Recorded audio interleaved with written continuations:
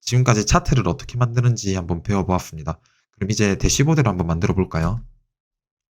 대시보드라는 거는 저희가 만들었던 이 차트 하나하나들이 모여가지고 상대방한테 내가 전달하고 싶은 바를 제대로 전달을 하는지, 명확하게 전달을 하는지, 그 내용이 또 간결한지, 그런 것들이 중요하다고 생각이 듭니다. 그래서 좋은 대시보드를 만드는 방법은 육하 원칙에 의거해가지고 기자가 기사를 쓰듯이 그러한 내용을 담고 있으면 좋은 대시보드라고 할 수 있습니다. 자, 만드는 순서는 이렇습니다. 제일 먼저 어떤 사이즈의 종이에다가 그림을 그릴 것인지 사이즈를 정해주시고, 그 위에 저희가 만들었던 차트들을 어디에 어떻게 배치를 할 것인지 구상을 합니다. 그리고 실제로 차트를 배치를 한 다음에 마지막으로 대시보드 액션 그리고 UI, UX 요소들을 적용합니다. 오른쪽에 있는 대시보드는 제가 공모전에 나가서 수상한 대시보드의 일부입니다. 이 대시보드를 만들기 위해서 저는 제일 먼저 사이즈를 생각을 하였습니다. 제가 좋아하는 사이즈는 PPT 사이즈이기 때문에 PPT 사이즈를 사용을 하였고, 그 다음에 제가 만들어 놓은 차트들을 어떻게 배치를 할 것인지 고민을 하였습니다. 그리고 고민 끝에 차트들을 배치를 하였고, 그리고 마지막으로 UI, UX 요소들을 적용을 하고 동작을 입혔습니다. 지금 보이시는 이 텍스트들과 이 그림들은 전부 다 UI, UX를 적용시킨 것입니다. 태블로에서 실습을 하기 전에 한번 PPT로 자료를 먼저 보고 진행을 해보겠습니다. 지금 보시는 화면은 태블로 기본 화면이고, 왼쪽 상단에 보면은 크기라는 패널이 있습니다. 그 크기라는 패널에서 원하는 넓이와 높이를 조절을 할 수 있습니다. 앞서 말씀드린 것처럼 저는 16:9 비율을 자주 사용합니다. 그리고 그 다음으로 대시보드를 구성합니다. 공대를 나와가지고 이런 디자인적인 감각이 많이 떨어집니다. 그렇기 때문에 다른 사람들이 만든 대시보드를 많이 참고를 하는데요. 저는 주로 구글에서 검색을 하거나 혹은 태블로 퍼블릭 사이트를 통해서 영감을 얻곤 합니다. 태블로 퍼블릭 사이트는 구글에서 태블로 퍼블릭이라고 검색을 하시고 제일 처음에 있는 사이트로 들어가셔서 블로그 혹은 여기 검색을 하면은 사람들의 대시보드를 검색을 할 수 있습니다. 저는 주로 이렇게 태블로 퍼블릭에서 영감을 얻고는 합니다. 다음은 배치하는 방법입니다. 차트를 배치하는 방법에는 바둑판식과 부동식 두 가지 방법이 있는데, 이 두 가지는 태블로에서 한번 실습을 통해 가지고 같이 따라해 보도록 하겠습니다. 그리고 또한 항목 계층이라는 게 있는데 이 세 가지 같이 한번 살펴보겠습니다. 그리고 태블러를 켜주시고 하단에 보시면은 네모나게 창문 모양으로 되어 있는 거 선택하겠습니다. 새 대시보드 선택. 그러면은 제일 먼저 크기를 조절해야 된다고 했죠. 좌측 상단의 크기 범위를 고정된 크기로 변경을 해주시고 사용자 지정을 파워포인트로 변경하겠습니다. 그리고 이제 왼쪽에 있는 이 시트들 먼저 설명을 드리면은 이것들은 저희가 지금 생성했던 차트들이고 이것들을 하나씩 올려보겠습니다. 시트 1, 시트 2 그냥 뭐 손 가는 대로 한번 올려보세요. 이렇게 했더니 각 시트들이 빈 공간을 찾아서 채워 들어가고 있죠. 다시 한번 보여드릴게요. 지금 비어있는 이 공간에 차트들이 채워지고 있습니다.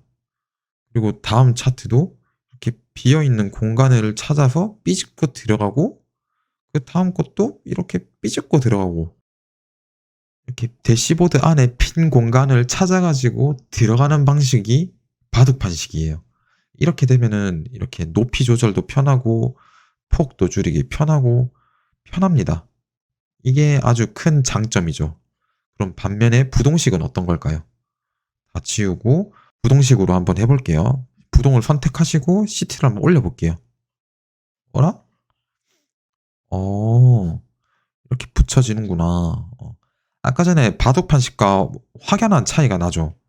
아까 바둑판식은 공간을 찾아서 삐집고 들어가는 방식이면은 이 부동은 PPT 사이즈의 종이 위에다가 포스트잇으로 붙이듯이 이렇게 들어가는 거. 이게 부동 방식입니다. 그럼 다음으로 항목 계층 한번 해볼게요. 일단 화면을 비워주세요. 그리고 바둑판식으로 다시 변경해 주시고 시트 1을 올려볼게요. 또 시트 2를 올려볼게요. 시트 2를 올리고, 그리고 좌측 상단에 레이아웃 선택, 그리고 아래 이제 항목 계층을 보시게 되면은 뭐가 지금 바둑판식 안에 가로가 있고, 바둑판식 안에 또 시트 1, 2가 있고, 세로가 있고, 뭐 복잡하네요. 지금 이게 뭐냐면은 이 제일 처음에 초기에 있던 이 도화지에 어떻게 배치가 되어 있는지를 보여주는 건데, 처음에 모를 때는 그냥 막 이렇게 배치를 하면은 잘 되니까 문제가 없을 거라고 생각이 드는데, 좀 더 정교한 작업을 하려고 하니까 이렇게 아무렇게나 배치를 했을 때 많은 불편함이 있다는 것을 알게 되었습니다. 태블로에는 컨테이너라는 기능이 있습니다. 컨테이너라는 거는 가로 컨테이너, 세로 컨테이너 이렇게 두 가지가 있는데, 제일 먼저 가로 컨테이너 한번 볼게요. 가로 컨테이너를 끌어다가 올려놓고 여기다가 CT를 올리고, 다음으로 또 CT를 올려볼게요. CT를 올릴 때, 그리고 지금과 같이 화면 절반이 회색인 상태에서 놓게 되면은 이렇게 바둑판식 안에 가로 안에 들어가는 게 아니라 가로 바깥으로 시트가 들어갔습니다. 그러면은 시트 2를 끌어다가 조그만한 회색이 생겼을 때 놓게 되면은 가로 컨테이너 안에 들어간 것을 확인할 수 있습니다. 동일하게 3번도 올려볼게요. 시트 3번도 했더니 또 3번도 이렇게 들어간 거 1, 2, 3번 이렇게 잘 들어간 걸 확인할 수가 있죠.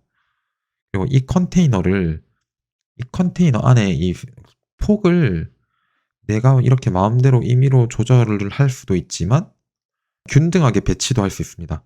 아무 차트나 선택을 하시고 위에 이 헤더를 더블 클릭, 그러면은 차트를 담고 있는 컨테이너가 선택이 되는데, 이 컨테이너 우측에 삼각형 선택, 그리고 컨텐츠 균등 분할 선택 해주시면은 가로 컨테이너 안에 있는 이 세 가지 차트들이 동일한 폭으로 배치가 된 것을 확인할 수 있습니다.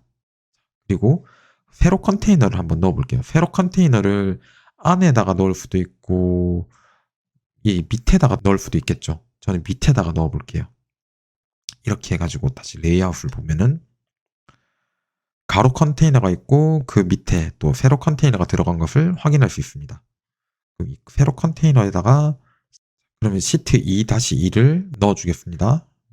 그리고 시트 4를 넣을 건데, 갑자기 궁금하네요. 지금 해당 컨테이너는 세로인데, 세로 컨테이너 안에다가 가로로 넣으면 어떻게 될까요? 가로로 넣으면은 자동으로 가로로 변합니다. 그러니까 차트를 배치를 할 때 원하는 컨테이너 모양에 맞게끔 배치를 하는 것을 추천드립니다. 저는 이걸 지도를 가운데로 넣어 볼게요. 지금 만드는 대시보드가 의미 있는 그런 대시보드는 아니고, 이 대시보드를 어떻게 만들고 어떻게 배치를 하는지 보여드리기 위해서 작업을 하고 있는 것입니다.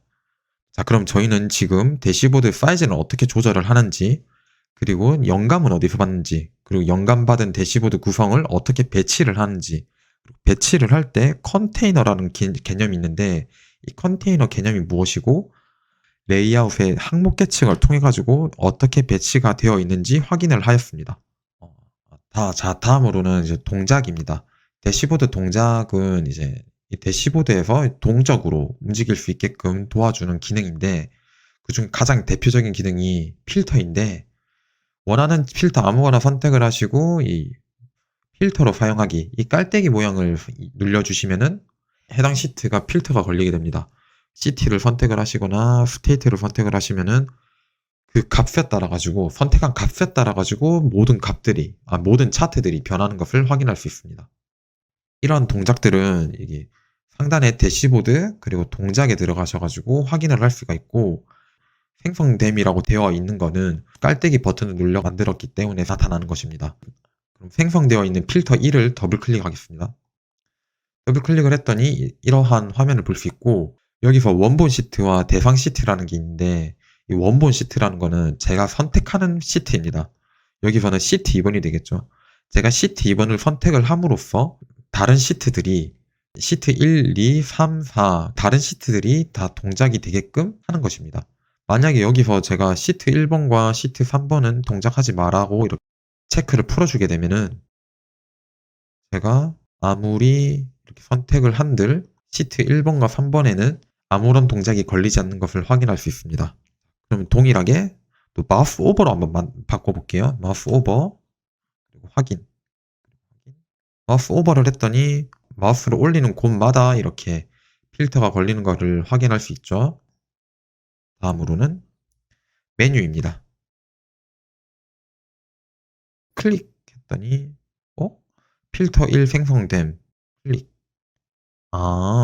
메뉴를 했더니 메뉴를 띄우고 내가 이 선택을 해야지 되는구나 라는 것을 지금 우리는 확인을 할 수 있습니다. 이런 메뉴 기능도 대시보드를 구성을 할 때 아주 유용하게 사용되곤 합니다. 그러면은 이 필터 말고 다른 기능도 한번 살펴볼게요. 하이라이트라는 기능이 있어요. 하이라이트. 여기 좌측 하단에 동작 추가를 누르면은 하이라이트라고 있고, 하이라이트를 선택. 어떤 시트를 선택을 했을 때 하이라이트가 되게 할 것이냐. 시트 4번을 선택을 했을 때 나머지 대상 시트들이 하이라이트가 됐으면 좋겠습니다. 확인. 그리고 필터를 제거를 해주세요. 제거, 그리고 확인. 그리고 여기 지도에서 드래그를 해보면은 이렇게 지도를 선택을 했더니 선택한 지역에 대한 값들이 하이라이트가 된 것을 확인할 수 있습니다. 이게 하이라이트 기능입니다. 이 하이라이트 기능도 나중에 대시보드를 구성할 때 많은 도움이 되니까 꼭 알고 있으면 좋을 것 같습니다. 그럼 다음으로 UI UX 부분입니다. 새로운 대시보드를 하나 만들어 주시고 크기를 조절하겠습니다. 그리고 저는 PPT에다가 한번 그림을 그려보겠습니다. 이렇게 저는 간단하게 제가 원하는 대시보드 이미지를 하나 만들었습니다. 그리고 태블로에서 이미지를 끌어다가 놓고 이미지 파일 삽입, 선택, 제가 만들었던 그림을 오픈해 줍니다. 그리고 옵션에서는 이미지 맞추기, 가운데 맞춤, 확인 하면은 제가 만들었던 그림이 이렇게 올라오는 걸 확인할 수 있고, 이렇게 만들면은 이미지가 지금 큰 도화지에 이미지가 부동으로 깔려 있는 겁니다. 그리고 그 위에다가 아까 전에 제가 부동은 포스트잇이라고 했잖아요. 포스트잇으로 붙이는 거예요. 붙여주면은 이제 원하는 대로 꾸밀 수가 있겠죠. 여기다가 또 시트 아까 전에 했던 것처럼 필터를 사용을 해서 쫙 하면은 이런 식으로 동작이 될 수 있는, 이게 제가 생각하는 가장 베스트인 UI UX 요소 적용하는 방법입니다. 제가 태블로 작업을 하면서도 여러 가지 시도를 해봤는데 이런 식으로 대시보드를 만드는 방법이 가장 베스트가 아닌가 싶습니다. 이게 제가 말씀드리고 싶었던 UI UX 요소입니다. 지금 보시면은 어디가 태블로 영역이고 어디가 사진인지 아시겠죠? 지금 보시는 이러한 차트들은 다 태블로고 나머지 이 글자, 그림, 테두리, 이 범례 같은 것들은 전부 다 사진입니다. 그래서 제일 처음에 사이즈를 정하는 게 제일 중요하고 그 틀에 맞게끔 디자인을 해야 됩니다.